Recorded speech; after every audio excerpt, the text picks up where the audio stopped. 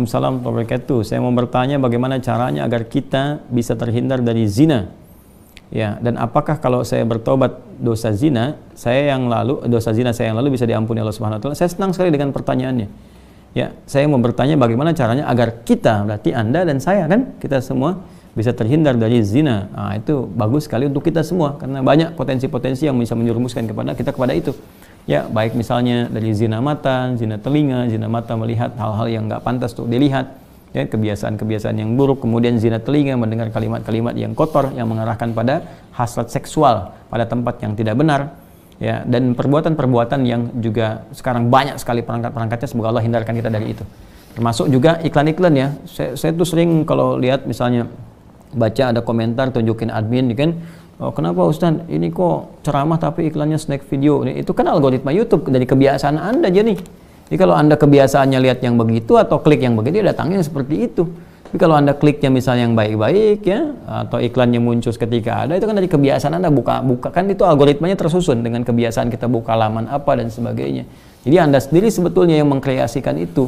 Jadi mengkoreksi untuk membuka sesuatu itu yang benar sehingga nggak datang iklan-iklan yang nggak diharapkan, gitu kan? Baik.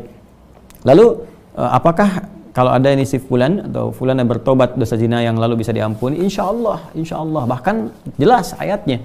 Quran surah ke-39, ya, Az-Zumar ayat 53. Dan ini kan turun ketika ada seorang ingin bertobat dari dosanya.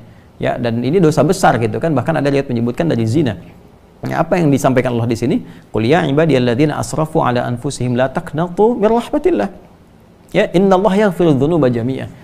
Ya, wahai hamba-hambaku, masih disebut hamba, dianggap hamba, diaku hamba oleh Allah Subhanahu wa taala.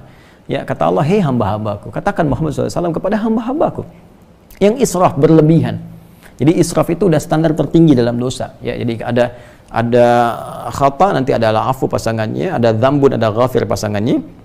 Ghafir Quran surah ke-40 misalnya ayat 3, ghafiridz dzambi wa qabilit taubi. Kemudian ada naik lagi dzunubun, ada ghafar pasangannya seperti surat Nuh ayat 10, faqultu astaghfiru rabbakum innahu kana ghaffar. Ada ghafur.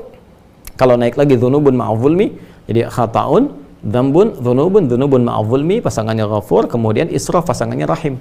Ya, israf pasangannya apa?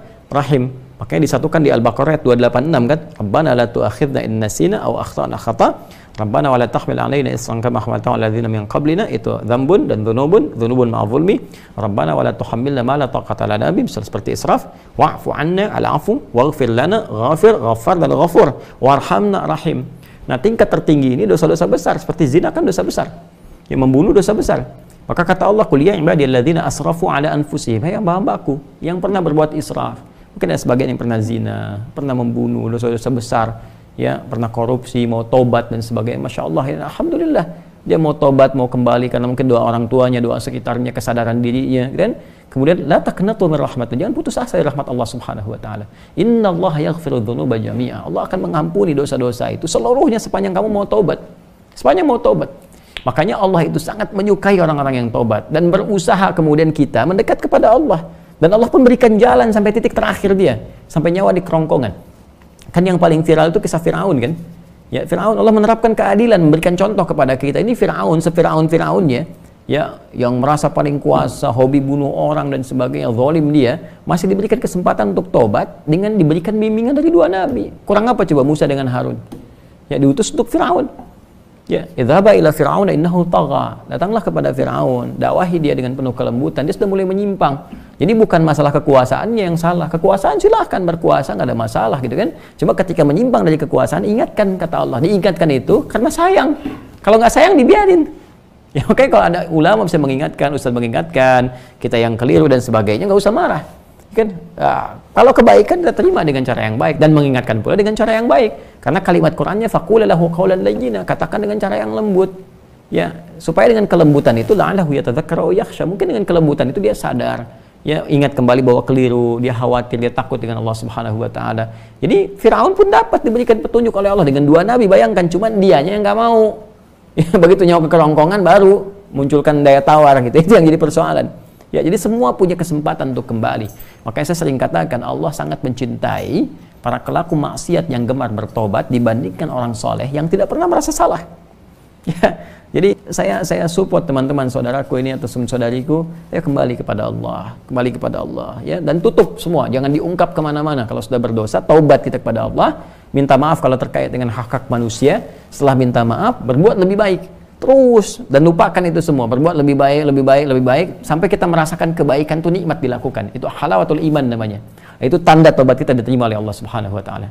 Tanda taubat itu kan ketika kita menyesali, mengakui, menyesali, kemudian ada rasa nggak enak untuk mengerjakan lagi atau bahkan mendengar, ya ini saya nggak mau dengar acara-acara gini, sudah nggak suka dan sebagainya. Terus berganti jadi kebaikan, nonton yang bagus-bagus, bacaan yang baik, enak sholat dan sebagainya. Itu tanda taubat kita diterima oleh Allah Subhanahu wa taala.